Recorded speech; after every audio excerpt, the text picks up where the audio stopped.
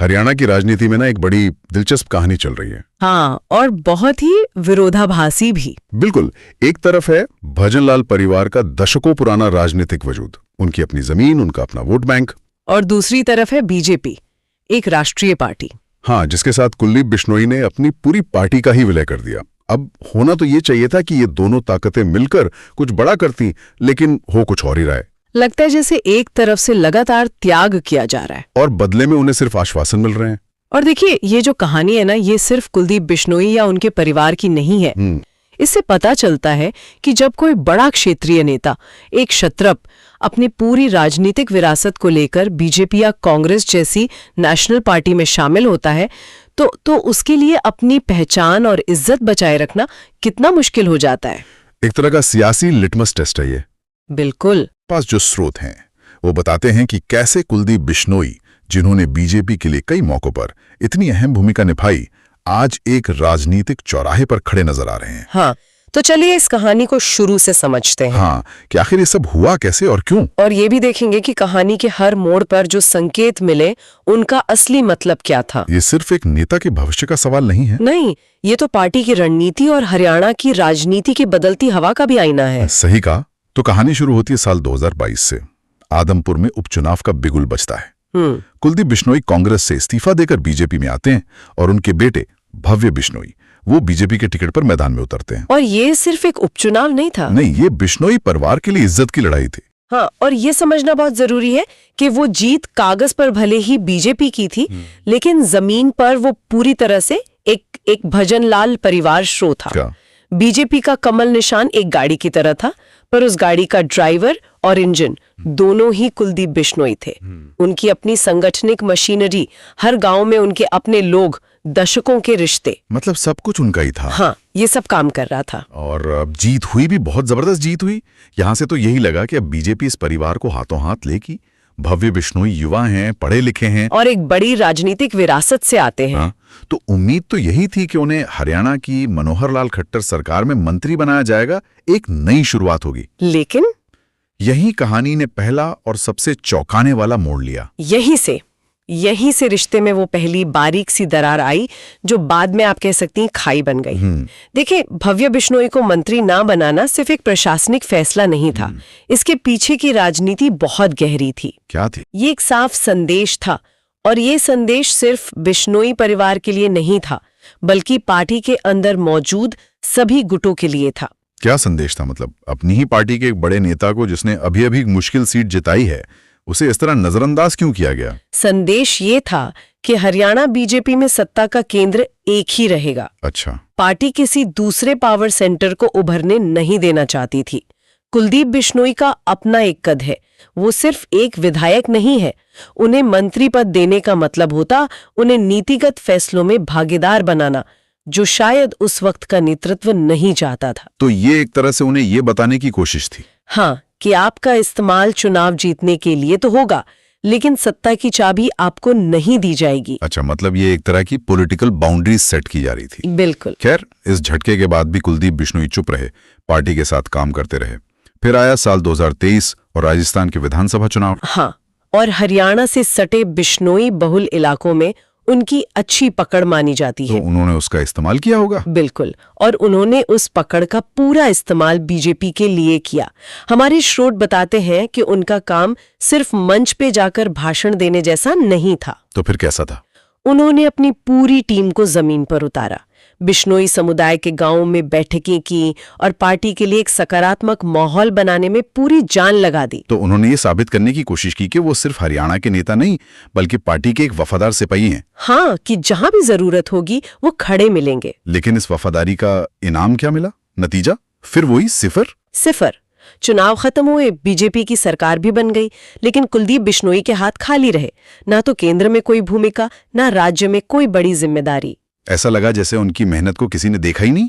और यहीं से ये सवाल गहरा होने लगता है कि क्या पार्टी उन्हें एक एसेट यानी संपत्ति की तरह देख रही थी, या एक पार्टनर यानी भागीदार की तरह। हाँ, जब आप किसी नेता के योगदान को इस तरह नजरअंदाज करते हैं तो ये सिर्फ निराशा नहीं बल्कि एक तरह का अपमान भी महसूस होता है। ये उस भरोसे की नींव को हिला देता है। और ये भरोसे की खाई शायद सबसे ज्यादा गहरी हुई 2024 के लोकसभा चुनाव में। हाँ, हिसार सीट। हिसार लोकसभा सीट। ये बिश्नोई परिवार के लिए सिर्फ एक चुनाव क्षेत्र नहीं है, ये उनकी राजनीतिक पहचान है, उनकी कर्मभूमि है। एक भावनात्मक रिश्ता है उस सीट से, चौधरी भजन लाल से लेकर। हाँ बिल्कुल। तो ये तो तय माना जा रहा था कि बीजेपी कुलदीप बिश्नोई को ही वहां से टिकट देगी। ये उनका एक स्वाभाविक दावा था, कोई इसमें सवाल भी नहीं उठा रहा था। लेकिन बीजेपी हाईकमांड ने एक ऐसा फैसला लिया जिसने हरियाणा की राजनीति में सबको चौंका दिया। क्या किया? कुलदीप बिश्नोई का टिकट काट दिया गया। एक मिनट, ये बात थोड़ी छुपाने वाली है।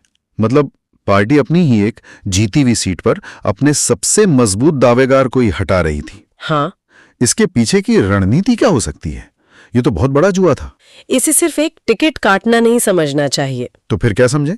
ये बीजेपी की उस बड़ी राष्ट्रीय रणनीति का हिस्सा हो सकता है जहां वो धीरे धीरे क्षेत्रीय छत्रपों पर अपनी निर्भरता कम करना चाहती है। अच्छा, हिसार में ये एक प्रयोग जैसा था।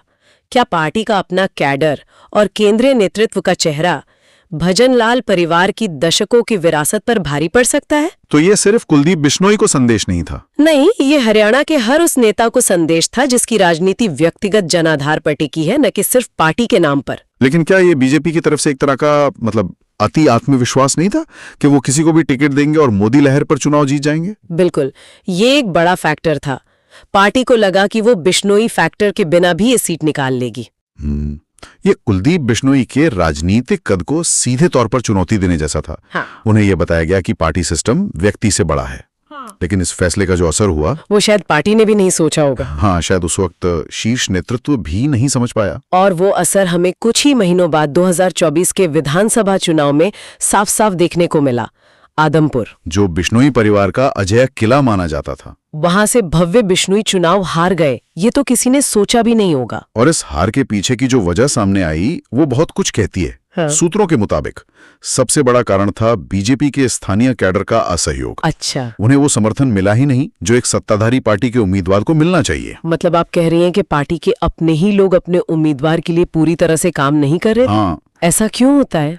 ऐसा तब होता है जब शीर्ष नेतृत्व से मिले संकेतों का असर जमीन तक पहुंचता है। जब स्थानीय कार्यकर्ताओं ने देखा कि लोकसभा में उनके सबसे बड़े नेता का टिकट काट दिया गया, उन्हें हाशिए पर धकेल दिया गया, तो उनमें भी एक तरह की उदासीनता आ गई। और शायद ये भी कि ये बाहर से आए नेता हैं। बिल्कुल, कई पुराने बीजेपी कार्यकर्ताओं को ये भी लगा। तो लोकसभा टिकट कटने की जो आग थी उसका धुआं विधानसभा में हार के रूप में दिखाई दिया। तो ये हार सिर्फ भव्य बिश्नोई की नहीं थी। नहीं, ये उस रिश्ते की हार थी जो बीजेपी और बिश्नोई परिवार के बीच बनाने की कोशिश हुई थी। ये सब सुनकर तो ऐसा लगता है कि रिश्ता शुरू से ही एक तरफा रहा है। लेकिन इस कहानी में एक और बड़ा पेंच है जो इसे और भी जटिल बना देता है। क्या? वो है कुलदीप बिश्नोई की तरफ से दिखाई गई प्रतिबद्धता। मंत्री पद नहीं मिला, राजस्थान में मेहनत बेकार गई, हिसार से टिकट कट गया, इन सब के बावजूद उन्होंने पार्टी के खिलाफ एक शब्द नहीं कहा। हाँ, और यही इस कहानी का सबसे विरोधाभासी पहलू है।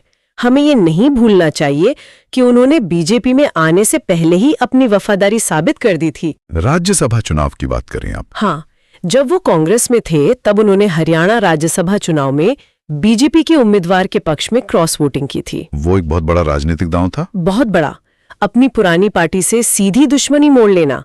लेकिन उनका वो एक वोट उस चुनाव में बीजेपी की जीत के लिए निर्णायक साबित हुआ था। और उसके बाद भी, जैसा हमने बात की, राजस्थान चुनाव में पूरी ताकत झोंक दी। जी, ये घटनाएं दिखाती हैं कि उन्होंने अपनी तरफ से इस रिश्ते को निभाने में कोई कमी नहीं छोड़ी। बिल्कुल, इसे आप ऐसे समझिए जैसे किसी कंपनी में एक स्टार परफॉर्मर हो जो लगातार टारगेट पूरे कर रहा हो, मुश्किल प्रोजेक्ट संभाल रहा हो, लेकिन जब प्रमोशन की बारी आए तो उसे नजरअंदाज कर दिया जाए।